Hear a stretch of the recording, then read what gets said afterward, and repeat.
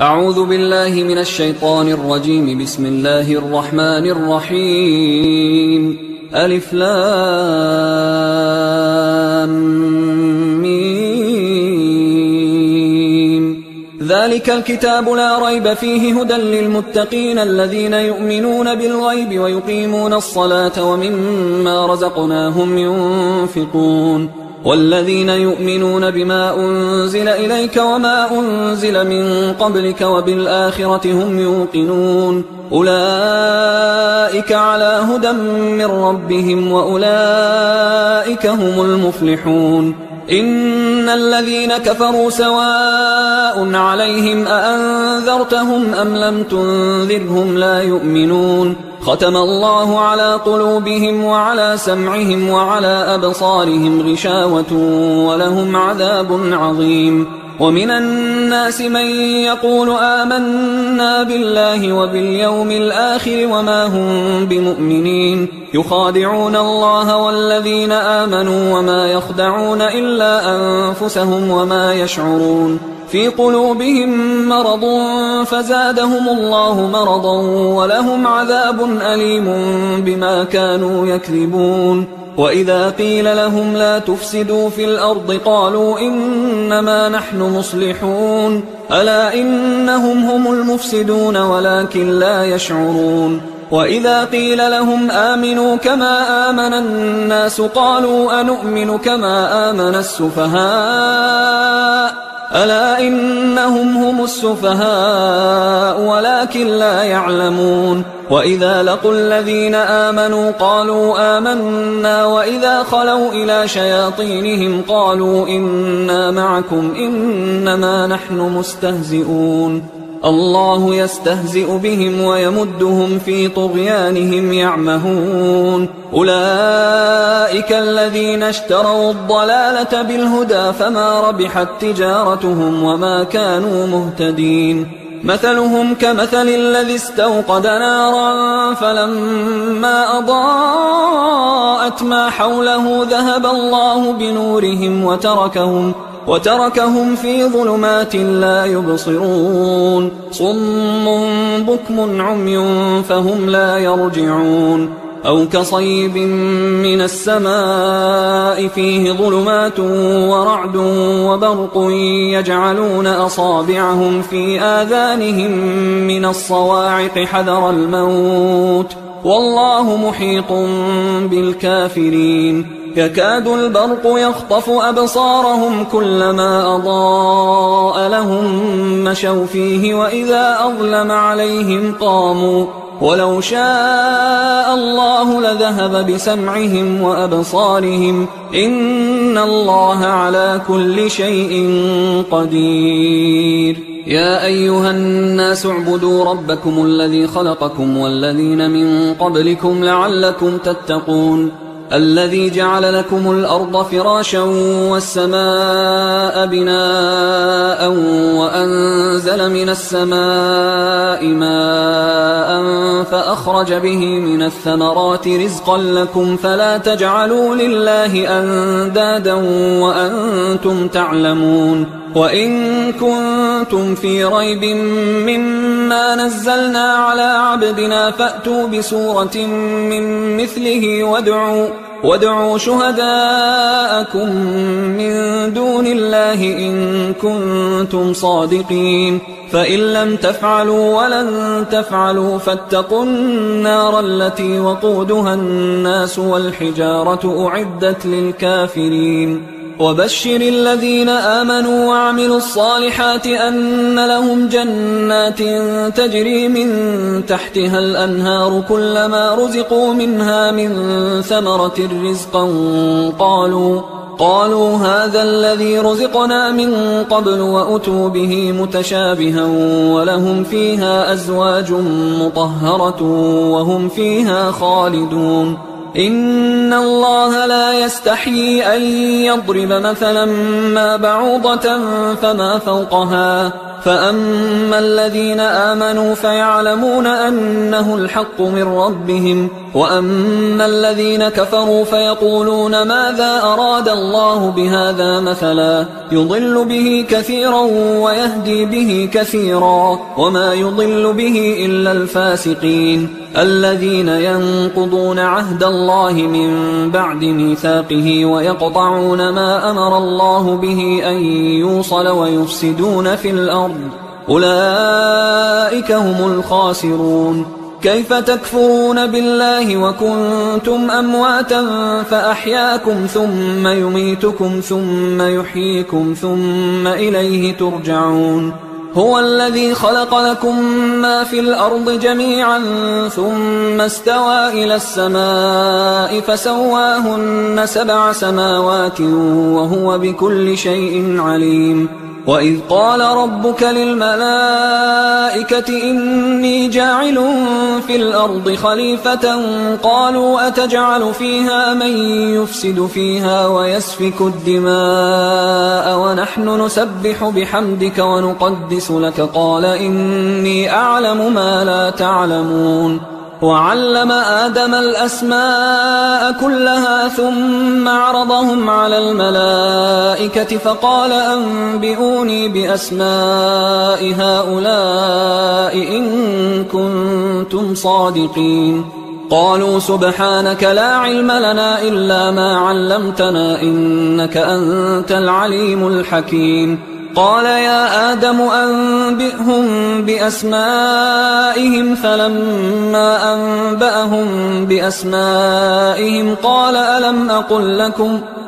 ألم أقل لكم إني أعلم غيب السماوات والأرض وأعلم ما تبدون وما كنتم تكتمون. وإذ قلنا للملائكة اسجدوا لآدم فسجدوا إلا إبليس أبى واستكبر وكان من الكافرين. وقلنا يا آدم اسكن أنت وزوجك الجنة وكلا منها رغدا حيث شئتما ولا تقربا هذه الشجرة فتكونا من الظالمين. فأزلهما الشيطان عنها فأخرجهما مما كانا فيه وقلنا اهبطوا بعضكم لبعض عدو ولكم في الأرض مستقر ومتاع إلى حين. فتلقى آدم من ربه كلمات فتاب عليه إنه هو التواب الرحيم. قلنا اهبطوا منها جميعا فإما يأتينكم مني هدى فمن تبع هداي فلا خوف عليهم ولا هم يحزنون. والذين كفروا وكذبوا بآياتنا أولئك أصحاب النار هم فيها خالدون. يا بني إسرائيل اذكروا نعمتي التي أنعمت عليكم وأوفوا بعهدي أوف بعهدكم وإياي فارهبون. وآمنوا بما أنزلت مصدقا لما معكم ولا تكونوا أول كافر به ولا تشتروا بآياتي ثمنا قليلا وإياي فاتقون. ولا تلبسوا الحق بالباطل وتكتموا الحق وأنتم تعلمون. وأقيموا الصلاة وآتوا الزكاة واركعوا مع الراكعين. أتأمرون الناس بالبر وتنسون أنفسكم وأنتم تتلون الكتاب أفلا تعقلون. واستعينوا بالصبر والصلاة وإنها لكبيرة إلا على الخاشعين الذين يظنون أنهم ملاقو ربهم وأنهم إليه راجعون. يا بني إسرائيل اذكروا نعمتي التي أنعمت عليكم وأني فضلتكم على العالمين. واتقوا يوما لا تجزي نفس عن نفس شيئا ولا يقبل منها شفاعة ولا يؤخذ منها عدل ولا هم ينصرون. وإذ نجيناكم من آل فرعون يسومونكم سوء العذاب يذبحون أبناءكم ويستحيون نساءكم وفي ذلكم بلاء من ربكم عظيم. وإذ فرقنا بكم البحر فأنجيناكم وأغرقنا آل فرعون وأنتم تنظرون. وإذ واعدنا موسى 40 ليلة ثم اتخذتم العجل من بعده وأنتم ظالمون. ثم عفونا عنكم من بعد ذلك لعلكم تشكرون وإذ آتينا موسى الكتاب والفرقان لعلكم تهتدون وإذ قال موسى لقومه يا قوم إنكم ظلمتم أنفسكم باتخاذكم العجل فتوبوا إلى بارئكم فاقتلوا أنفسكم ذلكم خير لكم عند بارئكم فتاب عليكم إنه هو التواب الرحيم وإذ قلتم يا موسى لن نؤمن لك حتى نرى الله جهرة فأخذتكم الصاعقة وأنتم تنظرون ثم بعثناكم من بعد موتكم لعلكم تشكرون وظللنا عليكم الغمام وأنزلنا عليكم المن والسلوى كلوا من طيبات ما رزقناكم وما ظلمونا ولكن كانوا أنفسهم يظلمون وإذ قلنا ادخلوا هذه القرية فكلوا منها حيث شئتم رغدا وادخلوا الباب سجدا وقولوا حطة نغفر لكم خطاياكم وسنزيد المحسنين فبدل الذين ظلموا قولا غير الذي قيل لهم فأنزلنا على الذين ظلموا رجزا من السماء بما كانوا يفسقون وإذ استسقى موسى لقومه فقلنا اضرب بعصاك الحجر فانفجرت منه 12 عينا قد علم كل أناس مشربهم كلوا واشربوا من رزق الله ولا تعثوا في الأرض مفسدين وإذ قلتم يا موسى لن نصبر على طعام واحد فادع لنا ربك يخرج لنا مما تنبت الأرض من بقلها وقثائها وفومها وعدسها وبصلها قال أتستبدلون الذي هو أدنى بالذي هو خير اهبطوا مصرا فإن لكم ما سألتم وضربت عليهم الذلة والمسكنة وباءوا بغضب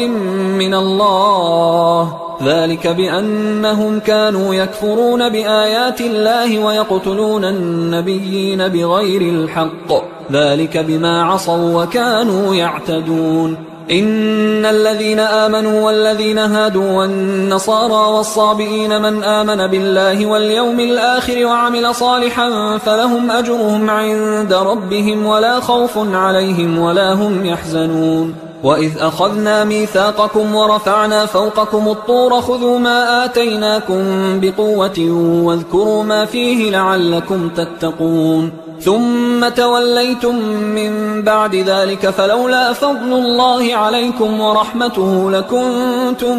من الخاسرين ولقد علمتم الذين اعتدوا منكم في السبت فقلنا لهم كونوا قردة خاسئين فجعلناها نكالا لما بين يديها وما خلفها وموعظة للمتقين وإذ قال موسى لقومه إن الله يأمركم أن تذبحوا بقرة قالوا أتتخذنا هزوا قال أعوذ بالله أن أكون من الجاهلين قالوا ادع لنا ربك يبين لنا ما هي قال إنه يقول إنها بقرة لا فارض ولا بكر عوان بين ذلك فافعلوا ما تؤمرون قالوا ادع لنا ربك يبين لنا ما لونها قال إنه يقول إنها بقرة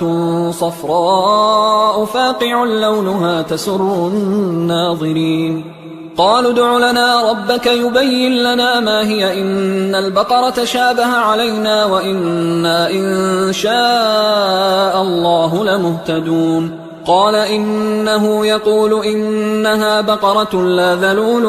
تثير الأرض ولا تسقي الحرث مسلمة لا شية فيها قالوا الآن جئت بالحق فذبحوها وما كادوا يفعلون وإذ قتلتم نفسا فادارأتم فيها والله مخرج ما كنتم تكتمون فقلنا اضربوه ببعضها كذلك يحيي الله الموتى ويريكم آياته لعلكم تعقلون ثم قست قلوبكم من بعد ذلك فهي كالحجارة أو أشد قسوة وإن من الحجارة لما يتفجر منه الأنهار وإن منها لما يشقق فيخرج منه الماء وإن منها لما يهبط من خشية الله وما الله بغافل عما تعملون أفتطمعون أن يؤمنوا لكم وقد كان فريق منهم يسمعون كلام الله ثم يحرفونه من بعد ما عقلوه وهم يعلمون وإذا لقوا الذين آمنوا قالوا آمنا وإذا خلا بعضهم إلى بعض قالوا أتحدثونهم بما فتح الله عليكم ليحاجوكم به عند ربكم أفلا تعقلون أولا يعلمون أن الله يعلم ما يسرون وما يعلنون ومنهم أميون لا يعلمون الكتاب إلا أماني وإنهم إلا يظنون فويل للذين يكتبون الكتاب بأيديهم ثم يقولون هذا من عند الله ليشتروا به ثمنا قليلا فويل لهم مما كتبت أيديهم وويل لهم مما يكسبون وقالوا لن تمسنا النار إلا أياما معدودة قل أتخذتم عند الله عهدا فلن يخلف الله عهده أم تقولون على الله ما لا تعلمون بلى من كسب سيئة وأحاطت به خطيئته فأولئك أصحاب النار هم فيها خالدون والذين آمنوا وعملوا الصالحات أولئك أصحاب الجنة هم فيها خالدون وإذ أخذنا ميثاق بني إسرائيل لا تعبدون إلا الله وبالوالدين إحسانا وذي القربى واليتامى والمساكين وقولوا للناس حسنا وأقيموا الصلاة وآتوا الزكاة ثم توليتم إلا قليلا منكم وأنتم معرضون وإذ أخذنا ميثاقكم لا تسفكون دماءكم ولا تخرجون أنفسكم من دياركم ثم أقررتم وأنتم تشهدون ثم أنتم هؤلاء تقتلون أنفسكم وتخرجون فريقا منكم من ديارهم تظاهرون عليهم بالإثم والعدوان وإن يأتوكم أسارى تفادوهم وهو محرم عليكم إخراجهم أفتؤمنون ببعض الكتاب وتكفرون ببعض فما جزاء من يفعل ذلك منكم إلا خزي في الحياة الدنيا ويوم القيامة يردون إلى أشد العذاب وما الله بغافل عما تعملون أولئك الذين اشتروا الحياة الدنيا بالآخرة فلا يخفف عنهم العذاب ولا هم ينصرون ولقد آتينا موسى الكتاب وقفينا من بعده بالرسل وآتينا عيسى ابن مريم البينات وأيدناه بروح القدس أفكلما جاءكم رسول بما لا تهوى أنفسكم استكبرتم ففريقا كذبتم وفريقا تقتلون وقالوا قلوبنا غلف بل لعنهم الله بكفرهم فقليلا ما يؤمنون ولما جاءهم كتاب من عند الله مصدق لما معهم وكانوا من قبل يستفتحون على الذين كفروا فلما جاءهم ما عرفوا كفروا به فلعنة الله على الكافرين بئس ما اشتروا به أنفسهم أن يكفروا بما أنزل الله بغيا أن ينزل الله من فضله على من يشاء من عباده فباءوا بغضب على غضب وللكافرين عذاب مهين وإذا قيل لهم آمنوا بما أنزل الله قالوا نؤمن بما أنزل علينا ويكفرون بما وراءه وهو الحق مصدقا لما معهم قل فلم تقتلون أنبياء الله من قبل إن كنتم مؤمنين ولقد جاءكم موسى بالبينات ثم اتخذتم العجل من بعده وأنتم ظالمون وإذ أخذنا ميثاقكم ورفعنا فوقكم الطور خذوا ما آتيناكم بقوة واسمعوا قالوا سمعنا وعصينا وأشربوا في قلوبهم العجل بكفرهم قل بئس ما يأمركم به إيمانكم إن كنتم مؤمنين قل إن كانت لكم الدار الآخرة عند الله خالصة من دون الناس فتمنوا الموت إن كنتم صادقين ولن يتمنوه أبدا بما قدمت أيديهم والله عليم بالظالمين ولتجدنهم أحرص الناس على حياة ومن الذين أشركوا يود أحدهم لو يعمر 1000 سنة وما هو بمزحزحه من العذاب أن يعمر والله بصير بما يعملون قل من كان عدوا لجبريل فإنه نزله على قلبك بإذن الله مصدقا لما بين يديه وهدى وبشرى للمؤمنين من كان عدوا لله وملائكته ورسله وجبريل وميكال فإن الله عدو للكافرين ولقد أنزلنا إليك آيات بينات وما يكفر بها إلا الفاسقون أوكلما عاهدوا عهدا نبذه فريق منهم بل أكثرهم لا يؤمنون ولما جاءهم رسول من عند الله مصدق لما معهم نبذ فريق من الذين أوتوا الكتاب كتاب الله وراء ظهورهم كأنهم لا يعلمون واتبعوا ما تتلو الشياطين على ملك سليمان وما كفر سليمان ولكن الشياطين كفروا يعلمون الناس السحر وما أنزل على الملكين ببابل هاروت وماروت وما يعلمان من أحد حتى يقولا إنما نحن فتنة فلا تكفر فيتعلمون منهما ما يفرقون به بين المرء وزوجه وما هم بضارين به من أحد إلا بإذن الله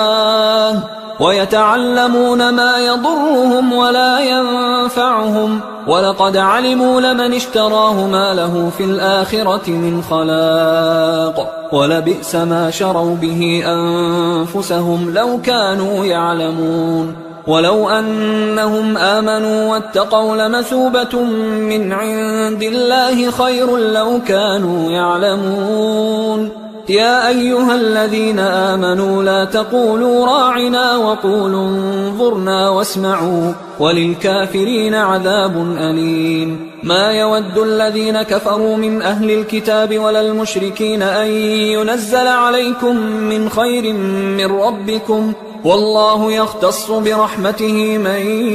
يشاء والله ذو الفضل العظيم ما ننسخ من آية أو ننسها نأت بخير منها أو مثلها ألم تعلم أن الله على كل شيء قدير ألم تعلم أن الله له ملك السماوات والأرض وما لكم من دون الله من ولي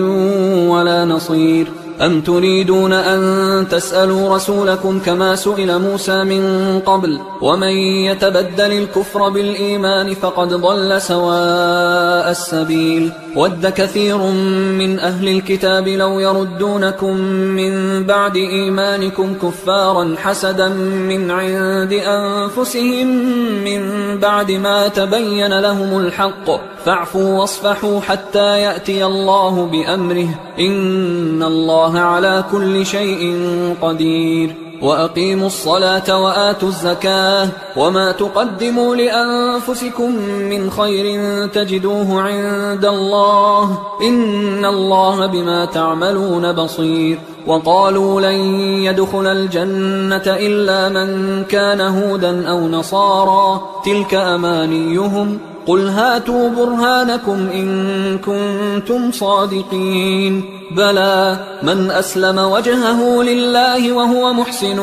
فله أجره عند ربه ولا خوف عليهم ولا هم يحزنون وقالت اليهود ليست النصارى على شيء وقالت النصارى ليست اليهود على شيء وهم يتلون الكتاب كذلك قال الذين لا يعلمون مثل قولهم فالله يحكم بينهم يوم القيامة فيما كانوا فيه يختلفون ومن أظلم ممن منع مساجد الله أن يذكر فيها اسمه وسعى في خرابها أولئك ما كان لهم أن يدخلوها إلا خائفين لهم في الدنيا خزي ولهم في الآخرة عذاب عظيم ولله المشرق والمغرب فأينما تولوا فثم وجه الله إن الله واسع عليم وقالوا اتخذ الله ولدا سبحانه بل له ما في السماوات والأرض كل له قانتون بديع السماوات والأرض وإذا قضى أمرا فإنما يقول له كن فيكون وقال الذين لا يعلمون لولا يكلمنا الله أو تأتينا آية كذلك قال الذين من قبلهم مثل قولهم تشابهت قلوبهم قد بينا الآيات لقوم يوقنون إنا أرسلناك بالحق بشيرا ونذيرا ولا تسأل عن أصحاب الجحيم ولن ترضى عنك اليهود ولا النصارى حتى تتبع ملتهم قل إن هدى الله هو الهدى ولئن اتبعت أهواءهم بعد الذي جاءك من العلم ما لك من الله من ولي ولا نصير الذين آتيناهم الكتاب يتلونه حق تلاوته أولئك يؤمنون به ومن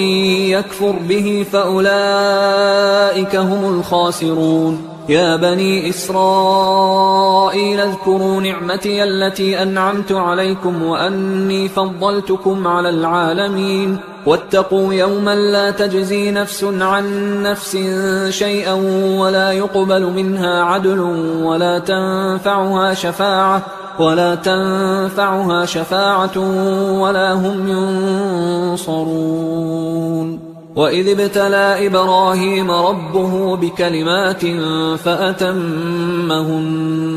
قال إني جاعلك للناس إماما قال ومن ذريتي قال لا ينال عهد الظالمين وإذ جعلنا البيت مثابة للناس وأمنا واتخذوا من مقام إبراهيم مصلى وعهدنا إلى إبراهيم وإسماعيل أن طهرا بيتي للطائفين والعاكفين والركع السجود وإذ قال إبراهيم رب اجعل هذا بلدا آمنا وارزق أهله من الثمرات من آمن منهم بالله واليوم الآخر قال ومن كفر فأمتعه قليلا ثم أضطره إلى عذاب النار وبئس المصير وإذ يرفع إبراهيم القواعد من البيت وإسماعيل ربنا تقبل منا إنك أنت السميع العليم ربنا وجعلنا مسلمين لك ومن ذريتنا أمة مسلمة لك وأرنا مناسكنا وتب علينا إنك أنت التواب الرحيم ربنا وابعث فيهم رسولا منهم يتلو عليهم آياتك ويعلمهم الكتاب والحكمة ويزكيهم إنك أنت العزيز الحكيم ومن يرغب عن ملة إبراهيم إلا من سفه نفسه ولقد اصطفيناه في الدنيا وإنه في الآخرة لمن الصالحين إذ قال له ربه أسلم قال أسلمت لرب العالمين. ووصى بها إبراهيم بنيه ويعقوب يا بني إن الله اصطفى لكم الدين فلا تموتن إلا وأنتم مسلمون. أم كنتم شهداء إذ حضر يعقوب الموت إذ قال لبنيه ما تعبدون من بعدي قالوا نعبد إلهك وإله آبائك إبراهيم وإسماعيل وإسحاق إلها واحدا ونحن له مسلمون. تلك أمة قد خلت لها ما كسبت ولكم ما كسبتم ولا تسألون عما كانوا يعملون. وقالوا كونوا هودا أو نصارى تهتدوا قل بل ملة إبراهيم حنيفا وما كان من المشركين. قولوا آمنا بالله وما أنزل إلينا وما أنزل إلى إبراهيم وإسماعيل وإسحاق ويعقوب والأسباط وما أوتي موسى وعيسى وما أوتي النبيون من ربهم لا نفرق بين أحد منهم ونحن له مسلمون. فإن آمنوا بمثل ما آمنتم به فقد اهتدوا وإن تولوا فإنما هم في شقاق فسيكفيكهم الله وهو السميع العليم. صبغة الله ومن أحسن من الله صبغة ونحن له عابدون. قل أتحاجوننا في الله وهو ربنا وربكم ولنا أعمالنا ولكم أعمالكم ونحن له مخلصون. أم تقولون إن إبراهيم وإسماعيل وإسحاق ويعقوب والأسباط كانوا هودا أو نصارى قل أأنتم أعلم أم الله ومن أظلم ممن كتم شهادة عنده من الله وما الله بغافل عما تعملون. تلك أمة قد خلت لها ما كسبت ولكم ما كسبتم ولا تسألون عما كانوا يعملون. سيقول السفهاء من الناس ما ولاهم عن قبلتهم التي كانوا عليها قل لله المشرق والمغرب يهدي من يشاء إلى صراط مستقيم. وكذلك جعلناكم أمة وسطا لتكونوا شهداء على الناس ويكون الرسول عليكم شهيدا. وما جعلنا القبلة التي كنت عليها إلا لنعلم من يتبع الرسول ممن ينقلب على عقبيه وإن كانت لكبيرة إلا على الذين هدى الله وما كان الله ليضيع إيمانكم إن الله بالناس لرؤوف رحيم. قد نرى تقلب وجهك في السماء فلنولينك قبلة ترضاها فول وجهك شطر المسجد الحرام وحيث ما كنتم فولوا وجوهكم شطره وإن الذين أوتوا الكتاب ليعلمون أنه الحق من ربهم وما الله بغافل عما يعملون. ولئن أتيت الذين أوتوا الكتاب بكل آية ما تبعوا قبلتك وما أنت بتابع قبلتهم وما بعضهم بتابع قبلة بعض ولئن اتبعت أهواءهم من بعد ما جاءك من العلم إنك إذا لمن الظالمين. الذين آتيناهم الكتاب يعرفونه كما يعرفون أبناءهم وإن فريقا منهم ليكتمون الحق وهم يعلمون. الحق من ربك فلا تكونن من الممترين ولكل وجهة هو موليها فاستبقوا الخيرات أينما تكونوا يأت بكم الله جميعا إن الله على كل شيء قدير ومن حيث خرجت فول وجهك شطر المسجد الحرام وإنه للحق من ربك وما الله بغافل عما تعملون ومن حيث خرجت فول وجهك شطر المسجد الحرام وحيث ما كنتم فولوا وجوهكم شطره لئلا يكون للناس عليكم حجة إلا الذين ظلموا منهم فلا تخشوهم واخشوني ولأتم نعمتي عليكم ولعلكم تهتدون كما أرسلنا فيكم رسولا منكم يتلو عليكم آياتنا ويزكيكم ويعلمكم الكتاب والحكمة ويعلمكم ما لم تكونوا تعلمون فاذكروني أذكركم واشكروا لي ولا تكفرون يا أيها الذين آمنوا استعينوا بالصبر والصلاة إن الله مع الصابرين ولا تقولوا لمن يقتل في سبيل الله أموات بل أحياء ولكن لا تشعرون ولنبلونكم بشيء من الخوف والجوع ونقص من الأموال والأنفس والثمرات وبشر الصابرين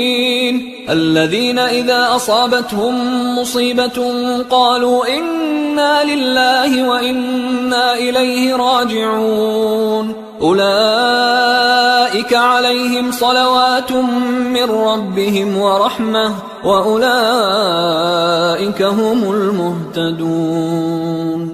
إن الصفا والمروة من شعائر الله فمن حج البيت أو اعتمر فلا جناح عليه أن يطوف بهما ومن تطوع خيرا فإن الله شاكر عليم إن الذين يكتمون ما أنزلنا من البينات والهدى من بعد ما بيناه للناس في الكتاب أولئك يلعنهم الله ويلعنهم اللاعنون إلا الذين تابوا وأصلحوا وبينوا فأولئك أتوب عليهم وأنا التواب الرحيم إن الذين كفروا وماتوا وهم كفار أولئك عليهم لعنة الله والملائكة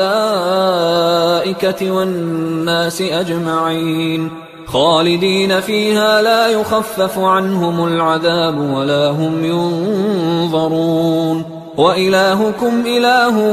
واحد لا إله إلا هو الرحمن الرحيم إن في خلق السماوات والأرض واختلاف الليل والنهار والفلك التي تجري في البحر بما ينفع الناس وما أنزل الله من السماء من ماء فأحيا به الأرض بعد موتها وبث فيها من كل دابة وتصريف الرياح والسحاب المسخر بين السماء والأرض لآيات لقوم يعقلون ومن الناس من يتخذ من دون الله أندادا يحبونهم كحب الله والذين آمنوا أشد حبا لله ولو يرى الذين ظلموا إذ يرون العذاب أن القوة لله جميعا وأن الله شديد العذاب إذ تبرأ الذين اتبعوا من الذين اتبعوا ورأوا العذاب وتقطعت بهم الأسباب وقال الذين اتبعوا لو أن لنا كرة فنتبرأ منهم كما تبرأوا منا كذلك يريهم الله أعمالهم حسرات عليهم وما هم بخارجين من النار يا أيها الناس كلوا مما في الأرض حلالا طيبا ولا تتبعوا خطوات الشيطان إنه لكم عدو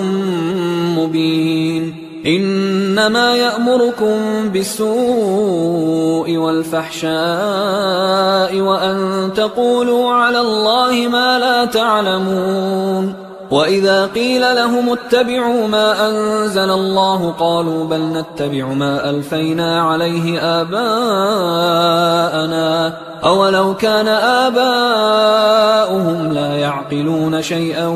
ولا يهتدون ومثل الذين كفروا كمثل الذي ينعق بما لا يسمع إلا دعاء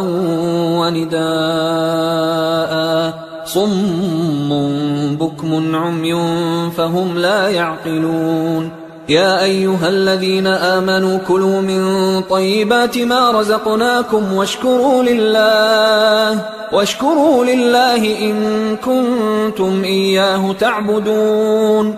إنما حرم عليكم الميتة والدم ولحم الخنزير وما أهل به لغير الله فمن اضطر غير باغ ولا عاد فلا إثم عليه إن الله غفور رحيم إن الذين يكتمون ما أنزل الله من الكتاب ويشترون به ثمنا قليلا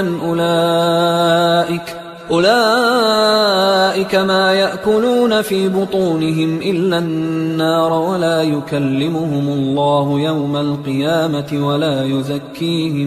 ولا يزكيهم ولهم عذاب أليم أولئك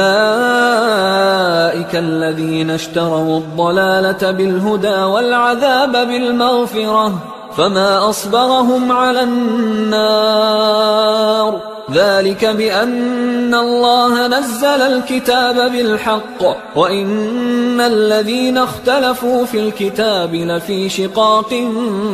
بعيد ليس البر أن تولوا وجوهكم قبل المشرق والمغرب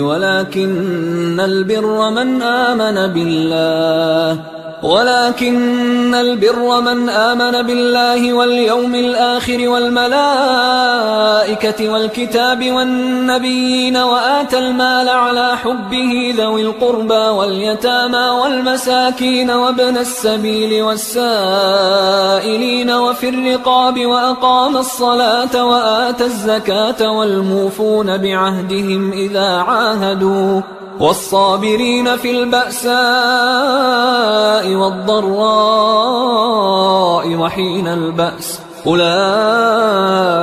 الذين صدقوا وأولئك هم المتقون يا أيها الذين آمنوا كتب عليكم القصاص في القتلى الحر بالحر والعبد بالعبد والأنثى بالأنثى فمن عفي له من أخيه شيء فاتباع بالمعروف وأداء إليه بإحسان ذلك تخفيف من ربكم ورحمة فمن اعتدى بعد ذلك فله عذاب أليم ولكم في القصاص حياة يا أولي الألباب لعلكم تتقون كتب عليكم إذا حضر أحدكم الموت إن ترك خيرا الوصية للوالدين والأقربين بالمعروف حقا على المتقين فمن بدله بعدما سمعه فإنما إثمه على الذين يبدلونه إن الله سميع عليم فمن خاف من موص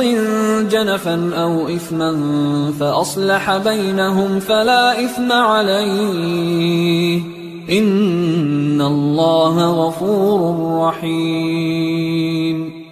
يا أيها الذين آمنوا كتب عليكم الصيام كما كتب على الذين من قبلكم لعلكم تتقون أياما معدودات، فمن كان منكم مريضا أو على سفر فعدة من أيام أخر، وعلى الذين يطيقونه فدية طعام مسكين، فمن تطوع خيرا فهو خير له، وأن تصوموا خير لكم إن كنتم تعلمون. شهر رمضان الذي أنزل فيه القرآن هدى للناس وبينات من الهدى والفرقان، فمن شهد منكم الشهر فليصم، ومن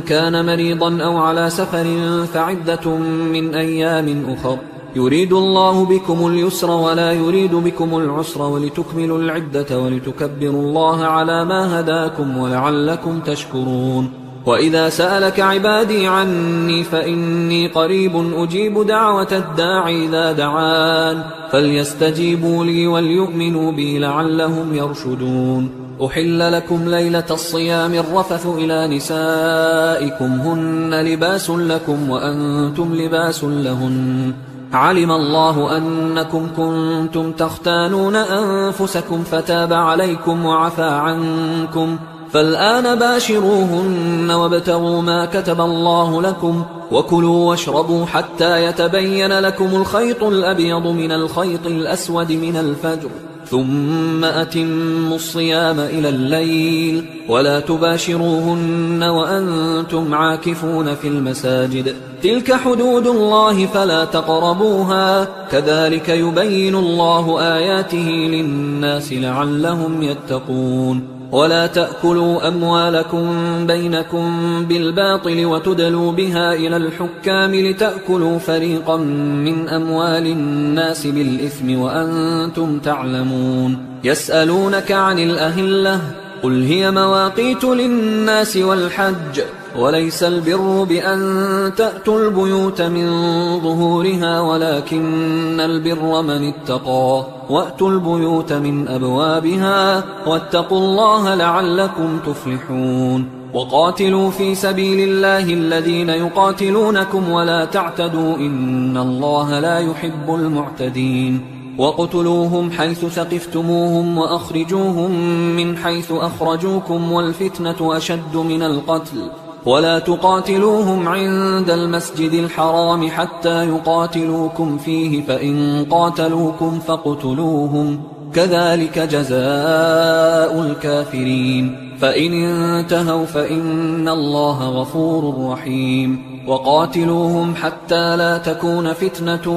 ويكون الدين لله، فإن انتهوا فلا عدوان إلا على الظالمين. الشهر الحرام بالشهر الحرام والحرمات قصاص، فمن اعتدى عليكم فاعتدوا عليه بمثل ما اعتدى عليكم، واتقوا الله واعلموا أن الله مع المتقين. وأنفقوا في سبيل الله ولا تلقوا بأيديكم إلى التهلكة وأحسنوا إن الله يحب المحسنين. وأتموا الحج والعمرة لله، فإن أحصرتم فما استيسر من الهدي، ولا تحلقوا رؤوسكم حتى يبلغ الهدي محله، فمن كان منكم مريضا أو به أذى من رأسه ففدية من صيام أو صدقة أو نسك، فإذا أمنتم فمن تمتع بالعمرة إلى الحج فما استيسر من الهدي، فمن لم يجد فصيام 3 أيام في الحج و7 إذا رجعتم، تلك 10 كاملة، ذلك لمن لم يكن أهله حاضر المسجد الحرام. واتقوا الله واعلموا أن الله شديد العقاب. الحج أشهر معلومات، فمن فرض فيهن الحج فلا رفث ولا فسوق ولا جدال في الحج، وما تفعلوا من خير يعلمه الله، الله وتزودوا فإن خير الزاد التقوى واتقون يا أولي الألباب. ليس عليكم جناح أن تبتغوا فضلا من ربكم فإذا أفضتم من عرفات فاذكروا الله عند المشعر الحرام واذكروه كما هداكم وإن كنتم من قبله لمن الضالين. ثم أفيضوا من حيث أفاض الناس واستغفروا الله إن الله غفور رحيم. فإذا قضيتم مناسككم فاذكروا الله كذكركم آباءكم أو أشد ذكرا. فمن الناس من يقول ربنا آتنا في الدنيا وما له في الآخرة من خلاق ومنهم من يقول ربنا آتنا في الدنيا حسنة وفي الآخرة حسنة وقنا عذاب النار. أولئك لهم نصيب مما كسبوا والله سريع الحساب. واذكروا الله في أيام معدودات فمن تعجل في يومين فلا إثم عليه ومن تأخر فلا إثم عليه لمن اتقى واتقوا الله واعلموا أنكم إليه تحشرون. ومن الناس من يعجبك قوله في الحياة الدنيا ويشهد الله على ما في قلبه وهو ألد الخصام. وإذا تولى سعى في الأرض ليفسد فيها ويهلك الحرث والنسل والله لا يحب الفساد. وإذا قيل له اتق الله أخذته العزة بالإثم فحسبه جهنم ولبئس المهاد. ومن الناس من يشري نفسه ابتغاء مرضات الله والله رؤوف بالعباد. يا أيها الذين آمنوا ادخلوا في السلم كافة ولا تتبعوا خطوات الشيطان إنه لكم عدو مبين. فإن زللتم من بعد ما جاءتكم البينات فاعلموا أن الله عزيز حكيم. هل ينظرون إلا أن يأتيهم الله في ظلل من الغمام والملائكة وقضي الأمر وإلى الله ترجع الأمور. سل بني إسرائيل كم آتيناهم من آية بينة ومن يبدل نعمة الله من بعد ما جاءته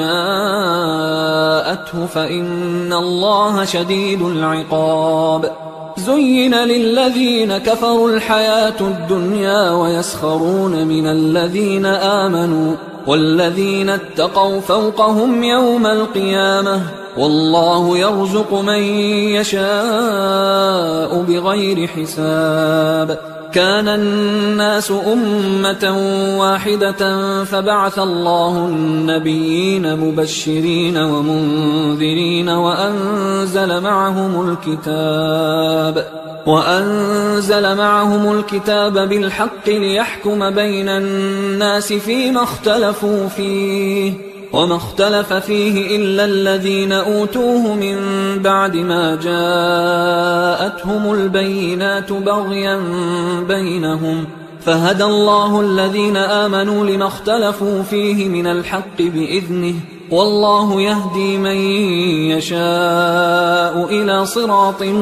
مستقيم. أم حسبتم أن تدخلوا الجنة ولما يأتكم مثل الذين خلوا من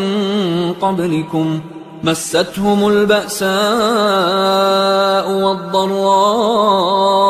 وزلزلوا حتى يقول الرسول والذين آمنوا معه متى نصر الله ألا إن نصر الله قريب يسألونك ماذا ينفقون قل ما أنفقتم من خير فللوالدين والأقربين واليتامى والمساكين وابن السبيل وما تفعلوا من خير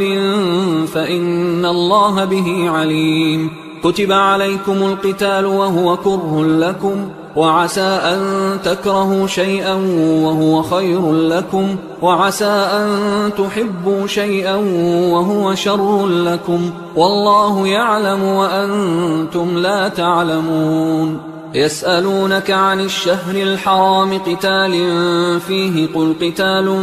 فيه كبير وصد عن سبيل الله وكفر به والمسجد الحرام وإخراج أهله منه أكبر عند الله والفتنة أكبر من القتل ولا يزالون يقاتلونكم حتى يردوكم عن دينكم إن استطاعوا ومن يرتدد منكم عن دينه فيمت وهو كافر فأولئك حبطت أعمالهم في الدنيا والآخرة وأولئك أصحاب النار هم فيها خالدون إن الذين آمنوا والذين هاجروا وجاهدوا في سبيل الله أولئك يرجون رحمة الله والله غفور رحيم يسألونك عن الخمر والميسر قل فيهما إثم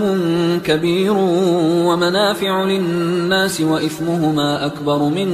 نفعهما ويسألونك ماذا ينفقون قل العفو كذلك يبين الله لكم الآيات لعلكم تتفكرون في الدنيا والآخرة ويسألونك عن اليتامى قل إصلاح لهم خير وإن تخالطوهم فإخوانكم والله يعلم المفسد من المصلح ولو شاء الله لأعنتكم إن الله عزيز حكيم ولا تنكحوا المشركات حتى يؤمنوا ولأمة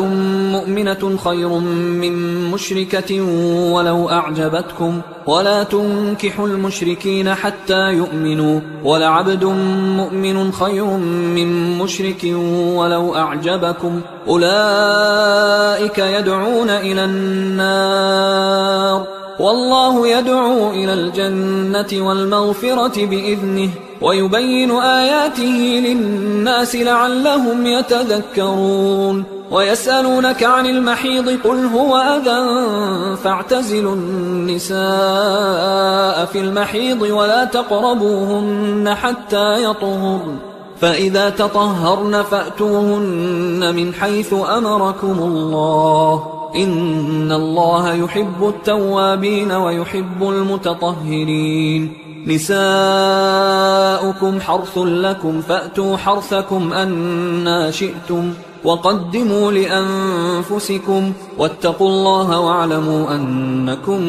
ملاقوه وبشر المؤمنين ولا تجعلوا الله عرضة لأيمانكم أن تبروا وتتقوا وتصلحوا بين الناس والله سميع عليم لا يؤاخذكم الله باللغو في أيمانكم ولكن يؤاخذكم بما كسبت قلوبكم والله غفور حليم للذين يؤلون من نسائهم تربص 4 أشهر فإن فاءوا فإن الله غفور رحيم وإن عزموا الطلاق فإن الله سميع عليم والمطلقات يتربصن بأنفسهن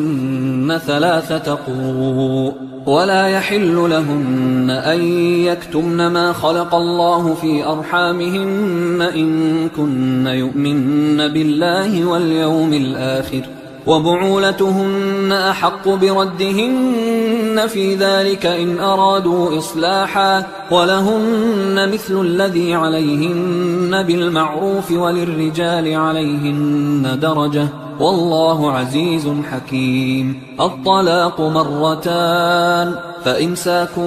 بمعروف أو تسريح بإحسان ولا يحل لكم أن تأخذوا مما آتيتموهن شيئا إلا أن يخافا ألا يقيما حدود الله فإن خفتم ألا يقيما حدود الله فلا جناح عليهما فيما افتدت به، تلك حدود الله فلا تعتدوها، ومن يتعد حدود الله فأولئك هم الظالمون. فإن طلقها فلا تحل له من بعد حتى تنكح زوجا غيره، فإن طلقها فلا جناح عليهما أن يتراجعا إن ظنا أن يقيما حدود الله، وتلك حدود الله يبينها لقوم يعلمون. وإذا طلقتم النساء فبلغن أجلهن فأمسكوهن بمعروف أو سرحوهن بمعروف، ولا تمسكوهن ضرارا لتعتدوا، ومن يفعل ذلك فقد ظلم نفسه. ولا تتخذوا آيات الله هزوا، واذكروا نعمة الله عليكم وما أنزل عليكم من الكتاب والحكمة يعظكم به، واتقوا الله واعلموا أن الله بكل شيء عليم. وإذا طلقتم النساء فبلغن أجلهن فلا تعضلوهن أن ينكحن أزواجهن إذا تراضوا بينهم بالمعروف، ذلك يوعظ به من كان منكم يؤمن بالله واليوم الآخر، ذلكم أزكى لكم وأطهر، والله يعلم وأنتم لا تعلمون. والوالدات يرضعن أولادهن حولين كاملين لمن أراد أن يتم الرضاعة، وعلى المولود له رزقهن وكسوتهن بالمعروف، لا تكلف نفس إلا وسعها، لا تضار والدة بولدها ولا مولود له بولده، وعلى الوارث مثل ذلك، فإن أرادا فصالا عن تراض منهما وتشاور فلا جناح عليهما. وإن أردتم أن تسترضعوا أولادكم فلا جناح عليكم إذا سلمتم ما آتيتم بالمعروف، واتقوا الله واعلموا أن الله بما تعملون بصير. والذين يتوفون منكم ويذرون أزواجا يتربصن بأنفسهن 4 أشهر و10، فإذا بلغن أجلهن فلا جناح عليكم فيما فعلن في أنفسهن بالمعروف، والله بما تعملون خبير. ولا جناح عليكم فيما عرضتم به من خطبة النساء أو أكننتم في أنفسكم، علم الله أنكم ستذكرونهن ولكن لا تواعدوهن سرا إلا أن تقولوا قولا معروفا، ولا تعزموا عقدة النكاح حتى يبلغ الكتاب أجله، واعلموا أن الله يعلم ما في أنفسكم فاحذروه، واعلموا أن الله غفور حليم. لا جناح عليكم إن طلقتم النساء ما لم تمسوهن أو تفرضوا لهن فريضة، ومتعوهن على الموسع قدره وعلى المقتر قدره متاعا بالمعروف حقا على المحسنين. وإن طلقتموهن من قبل أن تمسوهن وقد فرضتم لهن فريضة فنصف ما فرضتم إلا أن يعفون أو يعفو الذي بيده عقدة النكاح، وأن تعفوا أقرب للتقوى، ولا تنسوا الفضل بينكم، إن الله بما تعملون بصير. حافظوا على الصلوات والصلاة الوسطى وقوموا لله قانتين، فإن خفتم فرجالا أو ركبانا، فإذا أمنتم فاذكروا الله كما علمكم ما لم تكونوا تعلمون. والذين يتوفون منكم ويذرون أزواجا وصية لأزواجهم متاعا إلى الحول غير إخراج، فإن خرجن فلا جناح عليكم فيما فعلن في أنفسهن من معروف، والله عزيز حكيم. وللمطلقات متاع بالمعروف حقا على المتقين كذلك يبين الله لكم آياته لعلكم تعقلون ألم تر إلى الذين خرجوا من ديارهم وهم ألوف حذر الموت فقال لهم الله موتوا ثم أحياهم إن الله لذو فضل على الناس ولكن أكثر الناس لا يشكرون وقاتلوا في سبيل الله واعلموا أن الله سميع عليم من ذا الذي يقرض الله قرضا حسنا فيضاعفه له أضعافا كثيرة والله يقبض ويبسط وإليه ترجعون ألم تر إلى الملأ من بني إسرائيل من بعد موسى إذ قالوا لنبي له مبعث لنا ملكا نقاتل في سبيل الله قال هل عسيتم إن كتب عليكم القتال ألا تقاتلوا قالوا وما لنا ألا نقاتل في سبيل الله وقد أخرجنا من ديارنا وأبنائنا فلما كتب عليهم القتال تولوا إلا قليلا منهم والله عليم بالظالمين وقال لهم نبيهم إن الله قد بعث لكم طالوت ملكا قالوا أنى يكون له الملك علينا ونحن أحق بالملك منه ولم يؤت سعة من المال قال إن الله اصطفاه عليكم وزاده بسطة في العلم والجسم والله يؤتي ملكه من يشاء والله واسع عليم وقال لهم نبيهم إن آية ملكه أن يأتيكم التابوت فيه سكينة من ربكم وبقية مما ترك آل موسى وآل هارون تحمله الملائكة إن في ذلك لآية لكم إن كنتم مؤمنين فلما فصل طالوت بالجنود قال إن الله مبتليكم بنهر فمن شرب منه فليس مني ومن لم يطعمه فإنه مني إلا من اغترف غرفة بيده فشربوا منه إلا قليلا منهم فلما جاوزه هو والذين آمنوا معه قالوا لا طاقة لنا اليوم بجالوت وجنوده قال الذين يظنون أنهم ملاقوا الله كم من فئة قليلة غلبت فئة كثيرة بإذن الله والله مع الصابرين ولما برزوا لجالوت وجنوده قالوا ربنا أفرغ علينا صبرا وثبت أقدامنا وانصرنا على القوم الكافرين فهزموهم بإذن الله وقتل داود جالوت وآتاه الله الملك والحكمة وعلمه مما يشاء ولولا دفع الله الناس بعضهم ببعض لفسدت الأرض ولكن الله ذو فضل على العالمين تلك آيات الله نتلوها عليك بالحق وإنك لمن المرسلين تلك الرسل فضلنا بعضهم على بعض منهم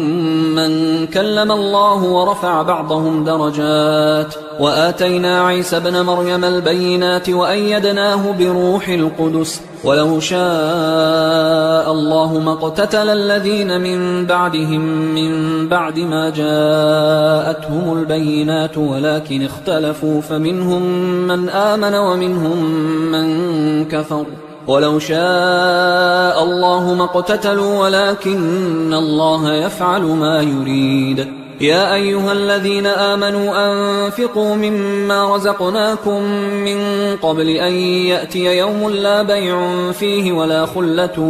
ولا شفاعة والكافرون هم الظالمون الله لا إله إلا هو الحي القيوم لا تأخذه سنة ولا نوم له ما في السماوات وما في الأرض من ذا الذي يشفع عنده إلا بإذنه يعلم ما بين أيديهم وما خلفهم ولا يحيطون بشيء من علمه إلا بما شاء وسع كرسيه السماوات والأرض ولا يؤوده حفظهما وهو العلي العظيم لا إكراه في الدين قد تبين الرشد من الغي فمن يكفر بالطاغوت ويؤمن بالله فقد استمسك بالعروة الوثقى لا انفصام لها، والله سميع عليم. الله ولي الذين آمنوا يخرجهم من الظلمات إلى النور، والذين كفروا أولياؤهم الطاغوت يخرجونهم من النور إلى الظلمات، أولئك أصحاب النار هم فيها خالدون. ألم تر إلى الذي حاج إبراهيم في ربه أن آتاه الله الملك إذ قال إبراهيم ربي الذي يحيي ويميت قال أنا أحيي وأميت. قال إبراهيم فإن الله يأتي بالشمس من المشرق فأت بها من المغرب فبهت الذي كفر والله لا يهدي القوم الظالمين. أو كالذي مر على قرية وهي خاوية على عروشها قال أنى يحيي هذه الله بعد موتها فأماته الله 100 عام ثم بعثه قال كم لبثت؟ قال لبثت يوما أو بعض يوم. قال بل لبثت 100 عام فانظر إلى طعامك وشرابك لم يتسنه وانظر إلى حمارك ولنجعلك آية للناس وانظر إلى العظام كيف ننشزها ثم نكسوها لحما فلما تبين له قال أعلم أن الله على كل شيء قدير. وإذ قال إبراهيم رب أرني كيف تحيي الموتى قال أولم تؤمن قال بلى ولكن ليطمئن قلبي قال فخذ 4 من الطير فصرهن إليك ثم اجعل على كل جبل منهن جزءا ثم ادعهن يأتينك سعيا واعلم أن الله عزيز حكيم. مثل الذين ينفقون أموالهم في سبيل الله كمثل حبة أنبتت 7 سنابل في كل سنبلة 100 حبة والله يضاعف لمن يشاء والله واسع عليم. الذين ينفقون أموالهم في سبيل الله ثم لا يتبعون ما أنفقوا منا ولا أذى لهم أجرهم عند ربهم ولا خوف عليهم ولا هم يحزنون. قول معروف ومغفرة خير من صدقة يتبعها أذى والله غني حليم. يا أيها الذين آمنوا لا تبطلوا صدقاتكم بالمن والأذى كالذي ينفق ماله رئاء الناس ولا يؤمن بالله واليوم الآخر فمثله كمثل صفوان عليه تراب فأصابه وابل فتركه صلدا لا يقدرون على شيء مما كسبوا والله لا يهدي القوم الكافرين. ومثل الذين ينفقون أموالهم ابتغاء مرضات الله وتثبيتا من أنفسهم كمثل جنة بربوة أصابها وابل فآتت أكلها ضعفين فإن لم يصبها وابل فطل والله بما تعملون بصير. أيود أحدكم أن تكون له جنة من نخيل وأعناب تجري من تحتها الأنهار له فيها من كل الثمرات وأصابه الكبر وله ذرية ضعفاء فأصابها إعصار فيه نار فاحترقت كذلك يبين الله لكم الآيات لعلكم تتفكرون. يا أيها الذين آمنوا أنفقوا من طيبات ما كسبتم ومما أخرجنا لكم من الأرض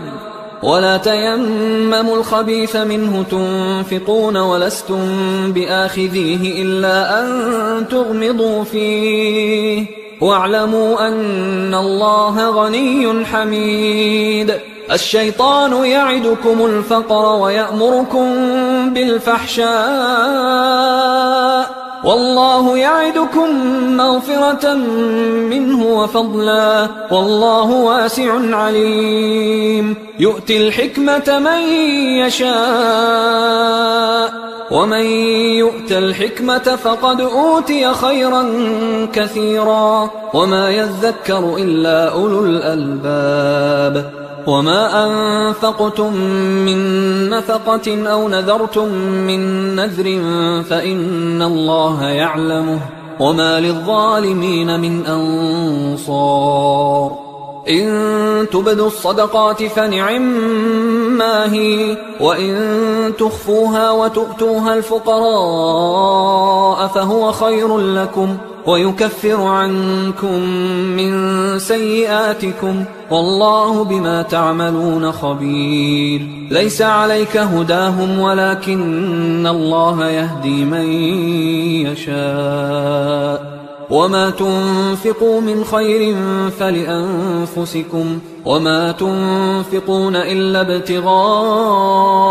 وجه الله وما تنفقوا من خير يوفى إليكم وأنتم لا تظلمون. للفقراء الذين أحصروا في سبيل الله لا يستطيعون ضربا في الأرض يحسبهم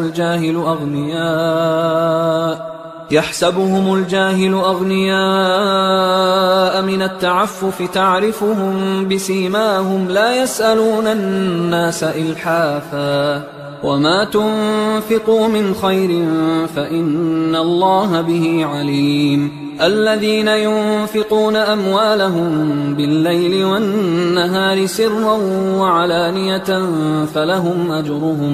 فلهم أجرهم عند ربهم ولا خوف عليهم ولا هم يحزنون. الذين يأكلون الربا لا يقومون إلا كما يقوم الذي يتخبطه الشيطان من المس ذلك بأنهم قالوا إنما البيع مثل الربا وأحل الله البيع وحرم الربا. فمن جاءه موعظة من ربه فانتهى فله ما سلف وأمره إلى الله ومن عاد فأولئك أصحاب النار هم فيها خالدون. يمحق الله الربا ويربي الصدقات والله لا يحب كل كفار أثيم. إن الذين آمنوا وعملوا الصالحات وأقاموا الصلاة وآتوا الزكاة لهم أجرهم عند ربهم ولا خوف عليهم ولا هم يحزنون. يا أيها الذين آمنوا اتقوا الله وذروا ما بقي من الربا إن كنتم مؤمنين فإن لم تفعلوا فأذنوا بحرب من الله ورسوله وإن تبتم فلكم رؤوس أموالكم لا تظلمون ولا تظلمون. وإن كان ذو عسرة فنظرة إلى ميسرة وأن تصدقوا خير لكم إن كنتم تعلمون. واتقوا يوما ترجعون فيه إلى الله ثم توفى كل نفس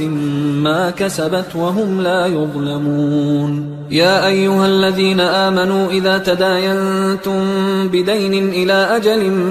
مسمى فاكتبوه وليكتب بينكم كاتب بالعدل ولا يأب كاتب أن يكتب كما علمه الله فليكتب وليملل الذي عليه الحق وليتق الله ربه ولا يبخس منه شيئا فإن كان الذي عليه الحق سفيها أو ضعيفا أو لا يستطيع أن يمله فليملل وليه بالعدل واستشهدوا شهيدين من رجالكم فإن لم يكونا رجلين فرجل وامرأتان ممن ترضون من الشهداء أن تضل إحداهما فتذكر إحداهما الأخرى ولا يأبى الشهداء إذا ما دعوا ولا تسأموا أن تكتبوه صغيرا أو كبيرا إلى أجله ذلكم أقسط عند الله وأقوم للشهادة وأدنى أن لا ترتابوا إلا أن تكون تجارة حاضرة تديرونها بينكم فليس عليكم جناح ألا تكتبوها، وأشهدوا إذا تبايعتم، ولا يضار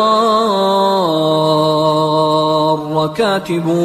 ولا شهيد، وإن تفعلوا فإنه فسوق بكم، واتقوا الله ويعلمكم الله، والله بكل شيء عليم. وإن كنتم على سفر ولم تجدوا كاتبا فرهان مقبوضة، فإن أمن بعضكم بعضا فليؤدي الذي اؤتمن أمانته وليتق الله ربه ولا تكتموا الشهادة، ومن يكتمها فإنه آثم قلبه، والله بما تعملون عليم. لله ما في السماوات وما في الأرض، وإن تبدوا ما في أنفسكم أو تخفوه يحاسبكم به الله، فيغفر لمن يشاء ويعذب من يشاء، والله على كل شيء قدير. آمن الرسول بما أنزل إليه من ربه والمؤمنون كل آمن بالله وملائكته وكتبه ورسله لا نفرق بين أحد من رسله، وقالوا سمعنا وأطعنا غفرانك ربنا وإليك المصير. لا يكلف الله نفسا إلا وسعها، لها ما كسبت وعليها ما اكتسبت، ربنا لا تؤاخذنا إن نسينا أو أخطأنا، ربنا ولا تحمل علينا إصرا كما حملته على الذين من قبلنا، ربنا ولا تحملنا ما لا طاقة لنا به، واعف عنا واغفر لنا وارحمنا، أنت مولانا فانصرنا على القوم الكافرين.